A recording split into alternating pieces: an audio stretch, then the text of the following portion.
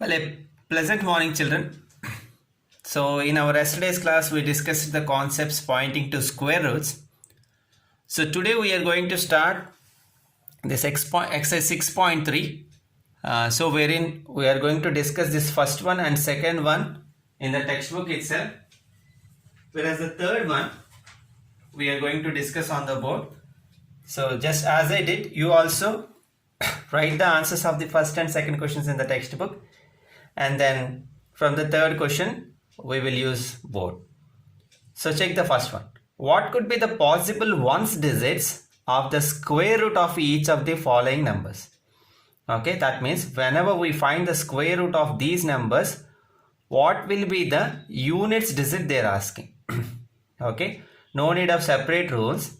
If you observe 1 at the last units digit, we already discussed this while we are finding the squares. So when the unit digit is 1 or 9, then only you will get the units digit as 1 in the square of the given number. Hence, our answer is 1 or 9. Similarly, here also 6 is there. Whenever the number carries the last digit as 4 or 6, then only the square of that number will have unit digit as 6. So answer is 4 or 6. Here the units digit is 1. Okay, just like the first one, either it should be 1 or 9 at the units place to get the square of that number with units digit 1. Now the last one, it's very much clear. When the last digit is 5, then only we will expect the square of that number carrying the last digit as 5. Enough. Now look at the second question, children. Without doing any calculation, find the numbers which are surely not perfect squares. Okay, we actually discussed this point. Whenever the ending digit is 2, 3, 7 or 8, such numbers will never be perfect squares. So the last digit, whenever any number ends with the digit 2, 3, 7 or 8, they are not going to be perfect squares. So 153, the last digit is 3, so this is not going to be a perfect square. So let us mark no. And here the last digit is 7, then obviously this is not going to be a perfect square. And the last digit is 8, here also we can decide that this is not going to be a perfect square. Whereas 441, this is going to be a perfect square, hence yes. Hope you followed this, children. Okay, the facts are already given in the CW, hence copy the answers in the textbook as I wrote here. From the third question, let us switch to the board. So now the third Roman, children. So as I told, the first two Romans you will write in the textbook. Now the third Roman, find the square roots of 100 and 169 by the method of repeated subtraction. Okay. So as we discussed in yesterday's class that there exist two methods to find the square root. One is repeated subtraction and the other one is prime factorization method. So the prime factorization we'll discuss while we move ahead with the exercise questions. So find the square roots of 100 and 169. I am going to do 100, where take 169 as homework, children. So first 100. So consider this 169 as second Roman of the third question and do in HW. So repeated subtraction.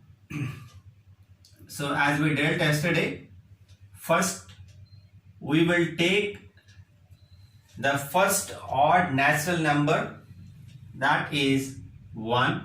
So 100 minus 1 gives us 99.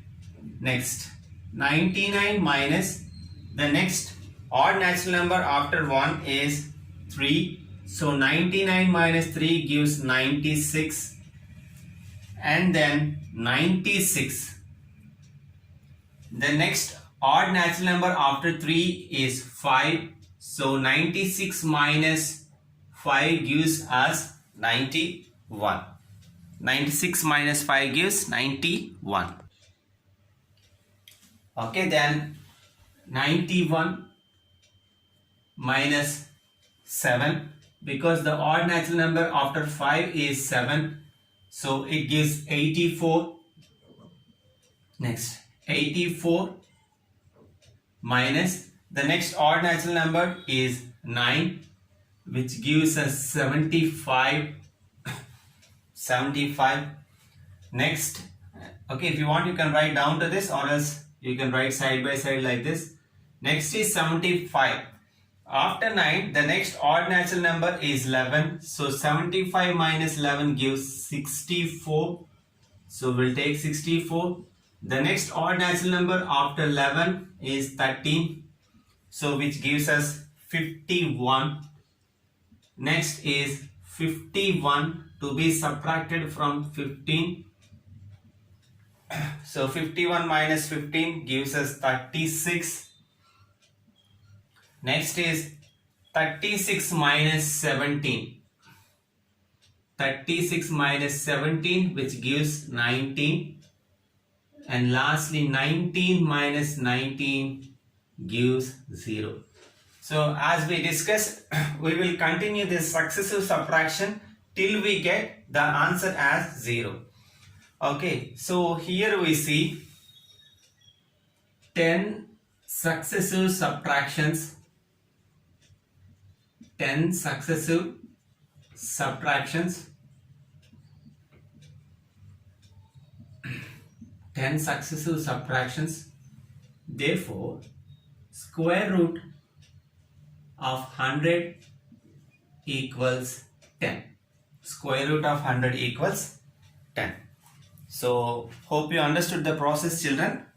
In the same manner, you just go ahead and do third Roman second question, that is 169 in your homework book.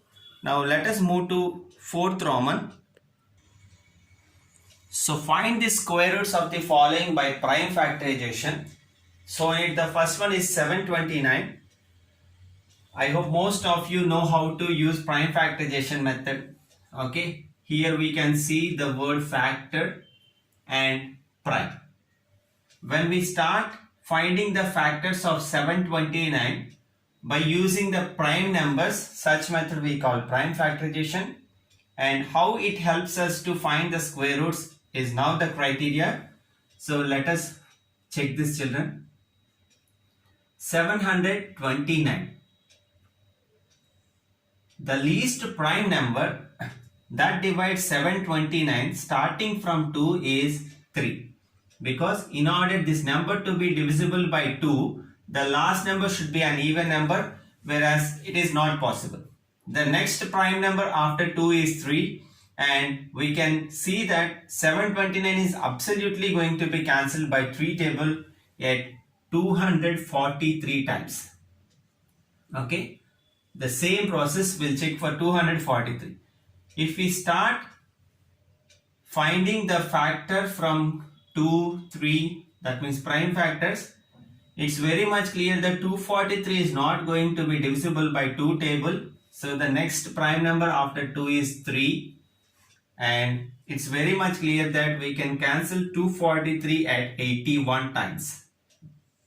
Okay, that means 243 gives us 729, 81 gives 243. Again, 3 times 27 gives us 81. That means 3 27s 81, and then 3 times 9 gives us 27, and 3 times 3 gives us 9.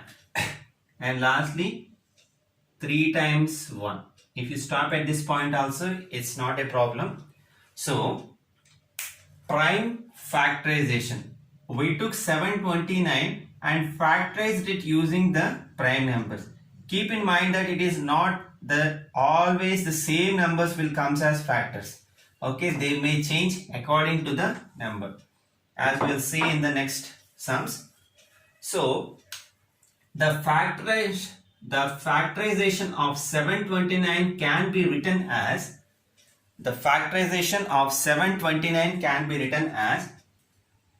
3 multiplied by 3 multiplied by 3. So this, how many? 1, 2, 3, 4, 5, 6 times 3 times 3. So 1, 2, 3, 4, 5 and 6. Okay. In almost all the cases, whenever they ask us to find the square roots, you will get even number of factors. Okay. If it is not the case, then they are not going to be perfect squares. Now, I am going to write this 3 times 3 as 3 square times 3 times 3 as 3 square and 3 times 3 as 3 square. Okay, so this is the factorized form of 729. Now we want square root of 729. Square root of 729. Look, from 3 square take 1 3 and from this 3 square take 1 3 and from this 3 square take 1 3. Now 3 times 3 is 9, 9 times 3 27. Therefore, square root of 729 is 27. First, you will do the prime factorization of the given number. You will find the squares of the factors. Then, from each square, you will take 1 from this one and from this one. By multiplying this, square root of 729 is 27. So, this is the way how you will find the squares of the given numbers using prime factorization. In tomorrow's class, we'll continue the exercise, children. So that's all. We'll stop here.